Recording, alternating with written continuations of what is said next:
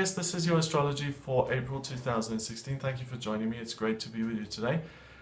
At the beginning of this month, you've got the Moon and Pluto sitting in your 12th house in Capricorn. So I think you're going to feel quite content within yourself at the beginning of this month. I think you feel like you're taking the right actions, you're working on the right things, and you're spiritually aligned and you feel good within yourself. On the 2nd of April, Venus and the midheaven, they start to conjunct each other in your 2nd house of finance and belonging. And you've got so much going on in that 2nd house. You've got Neptune in Pisces, the south node of the moon in Pisces, Chiron in Pisces, midheaven in Pisces, and Venus in Pisces. Now, the midheaven is the angle that really represents what you're focusing on when it comes to work.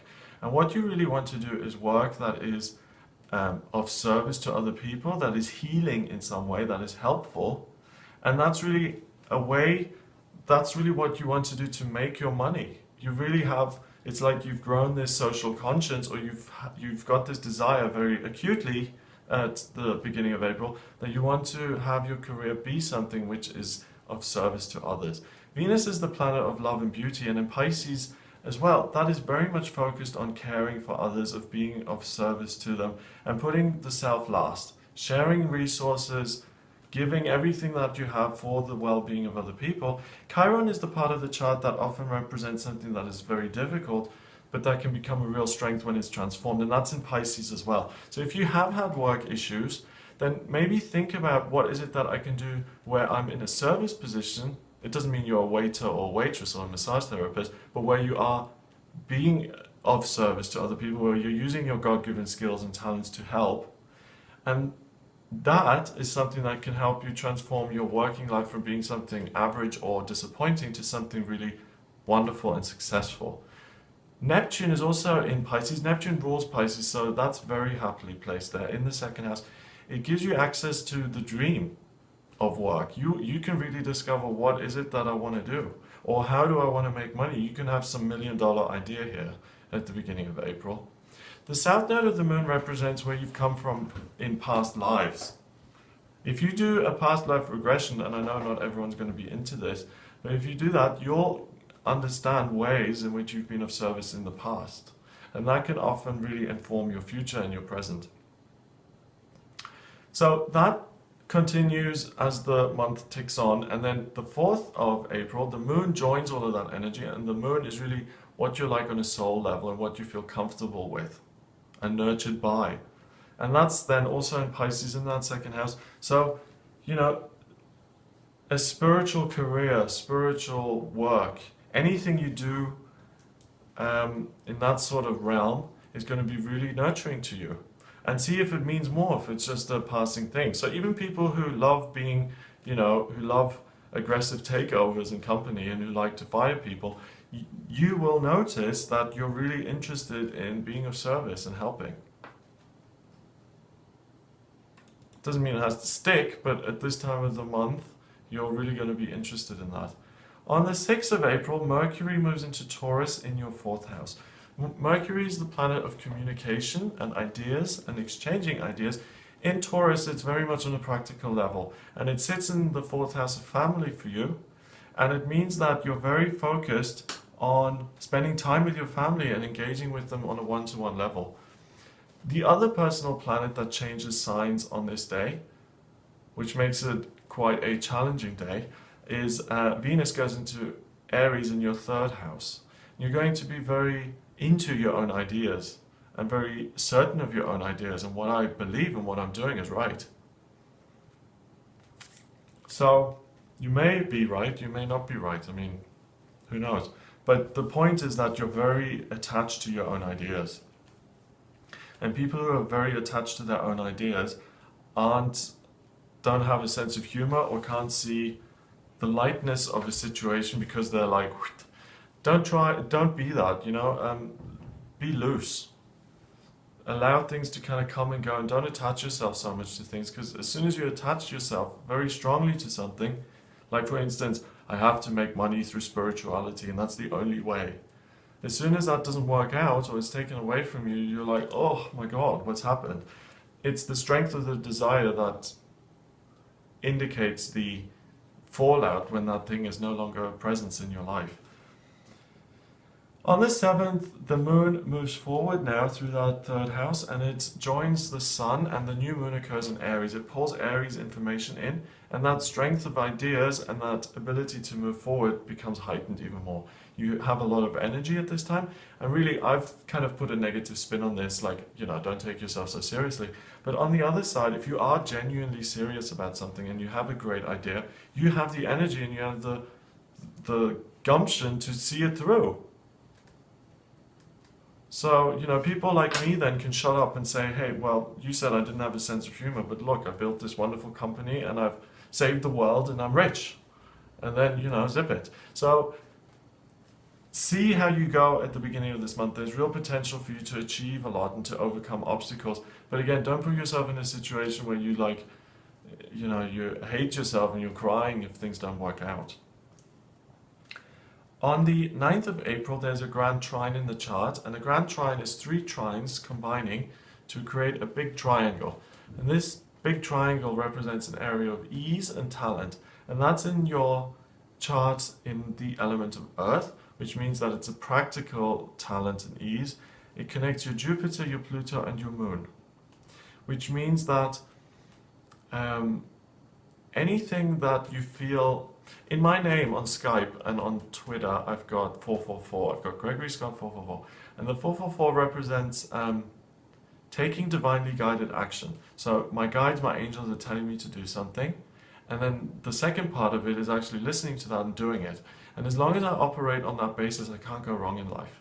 Because it's divinely guided, it's divinely ordained, and I do it. So I'm working in conjunction with God, with my higher self, all of those things, and then things work out well. That's what your Pluto does there. The Jupiter in the 8th means that if you use that guidance and the ability to take action in either the arena of your job, where you're employed, or your family, you can really make some positive changes. So if you're guided that your brother who's an alcoholic needs some help, and that's something you wouldn't touch with a 10-foot pole in the past, but you really feel guided now to do that, you can really affect change, whereas in the past you may have not. In your working life, if you feel like somehow you're being guided to ask for a change in the department you're in or a promotion, and you listen to that and take guidance, you'll get what you're being guided to do. So it's a really nice time for you to listen and then put those things into practice. On the 12th, the moon starts to square your midheaven and your Venus, which sit in your 3rd house, and the moon is in Cancer in the 6th. And this is kind of like a maudlin thing. You're very focused on these ideas, but you're very sensitive to, it's like, oh, you know, I have a great idea for a shoe shop, but I can't do it because my life sucks. You know, it's like that. It's just like, okay, get a grip of yourself. You know, it's that whiny, annoying defeatism that no one likes. You know, smile and the smile, what? Laugh and the world will laugh with you. Cry and you'll cry alone. Okay, that's true. One, it's not very nice, especially if you're the person who's doing the crying. But also, sometimes you can really get into self-pity mode and you can really feel sorry for yourself, never out to get me, and it's really like, okay, go cry by yourself, because it's like, I can't help you with that. You're in a mode where it's really like you're wanting to feel sorry for yourself. And on the 12th, I think you have the potential to do that. So be very aware of that. On the plus side, I think you can get some intuitive information from one of your daily routine activities. So something that usually looks and feels very mundane suddenly becomes something far more profound and gives you some sort of insight. On the 13th, there is a grand trine in Earth again, and this is let me zoom out there a bit, an area of real talent. And again, this is where you can make an impact on your working life or your family. It's the same as the 9th. On the 14th, the moon sesqui squares Saturn, and your moon is still in that whiny little 6th house there in Cancer, and it connects Saturn. And this moon is really something I think you should watch out for. So it sits there. I'm getting bad vibes from it. It sits there from the 12th of April, 13th, 14th, and then it moves on. But those 3 days, I think you really have the potential to do a number on yourself. No one loves me. I didn't have any opportunities in life. Everyone at work hates me. Me. It's really that kind of really like unpleasant energy that please avoid it. And Saturn will make you feel even more victimized on the 14th. It's like, oh, look at me, poor little David up against Goliath, and no one's nice to me. It's like, you know, calm down, you know, take a nap or something. It's really not going to get you anywhere. If you feel emotionally messed up during those 3 periods, 3 days, then by delving more deeply into it, it's not going to offer any fabulous insights. It's not going to lead anywhere happy. So it's really important to get disciplined during those 3 days. Do your meditation practice, see what is doable, what is potential, and don't take any put yourself in these situations which really have potential major risks associated to them. You know, if you have low self-esteem as a man, don't go to a bar and go up to the most beautiful person and say, you know, want to go on a date. Don't do that, because you're setting yourself up for that kind of thing. So focus on things that you're good at. What you're good at the moment is ideas and looking at how to be of service to other people. On the 15th, there is a grand trine in fire and in earth. There are 2 grand trines. 2 grand trines, okay? The earth one continues with that real talent to make an impact on the institution you work in or your family. And the fire one gives you an ability to get one of your friends or colleagues on board with one of your wonderful ideas and to actually implement that. So this is a wonderful day to start a partnership, to start a new business, to start a new creative enterprise, a project, some sort of arts, sculpting, music, anything like that where either you're the leader or you're doing something really creative. 15th is your day for that. On the 16th, Chiron starts to oppose your North Node. Your North Node in Jupiter, they're sitting very happily in that 8th house, really pushing you forward, giving you an undercurrent of career success, succeeding in your working life, moving forward, advancing. Chiron now opposes that on the 16th, and it makes you question what you're doing and makes you question it in the terms of, is this really helpful to people? You know, am I selling people cyanide, or am I actually making bowls that people can then drink out of, you know? So we all want a job that is helpful to people, I think. Most of us, you know, on planet Earth, we've realized that we are all one, we are all connected, and that you've got certain gifts and talents to use those in conjunction to other people, okay?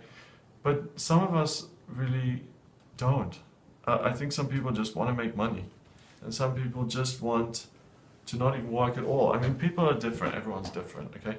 But if you have the desire to do something really helpful and you feel like you're falling short, don't beat yourself up over it. You're doing the best you can. And if you have that desire and thought, then you're a good person anyway, because at least you're thinking about getting there. At least you're trying to do something. So give yourself a pat on the back for that. I really think, Aquarius, you have to be really nice to yourself in April, because I get really that you're a little bit fragile. On the 17th, the moon goes into Virgo. That restores order and practicality to your working life. So that's good. So the doubt of the 16th is then overcome. On the 20th, the moon goes into Libra and it opposes Venus in Aries. You may feel quite comfortable going on a trip with other people. I think this is a good trip for, what day is this? Let's see.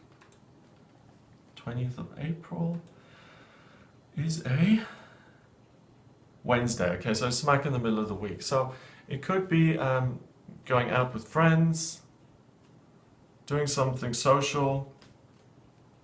I mean, midweek, if you're working 9 to 5, then it can't be, you know, super involved. But spend time socializing a bit. If you have the opportunity to take the day off and spend it around other people. It's really going to rejuvenate you and make you feel nurtured. On the 22nd is the full moon, and that happens in your 10th house in Scorpio. So you really make some progress now with this whole question of the job I'm doing, is it meaningful enough? You're going to get some deeper, greater truth. So you'll really benefit from this full moon. On the 23rd and the 24th, the moon is still in Scorpio, but it moves on and it starts to oppose Mercury in Taurus. So there's going to be some friction between the realizations that you're having about your career and how you feel about it and what you want to be doing in future, and also the practical considerations involved. So don't get ahead of yourself and say, well, I've had this fab idea, but I can't do it because A, B, and C. Just kind of rest with the idea a little bit, explore it, and then see how you can actually put it into practice. I think you can, and you don't need to let Mercury put you off at all. On the 26th, the Moon, Saturn, and Mars, they all conjunct in Sagittarius in your 11th house. Mars is the warrior, the soldier, very masculine. Saturn is also very masculine, but older, like the old man, okay?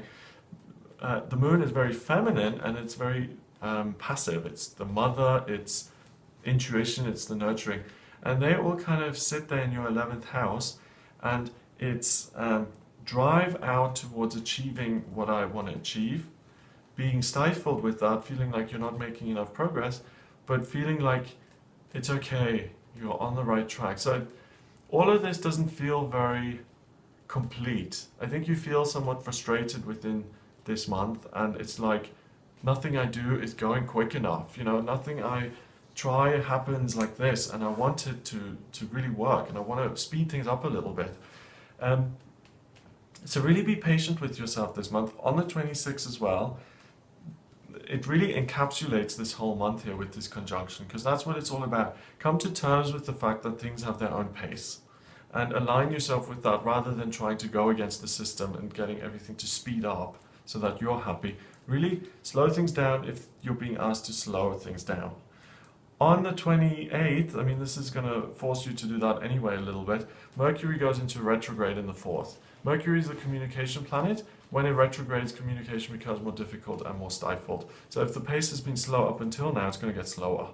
Okay, so really, you know, don't do your own head in. Be patient and just realize that things, for whatever reason, have their own pace. It may because the timing isn't right. Something wonderful is going to happen much easier in May, for instance. You don't know. So don't drive yourself crazy saying it's going to be now.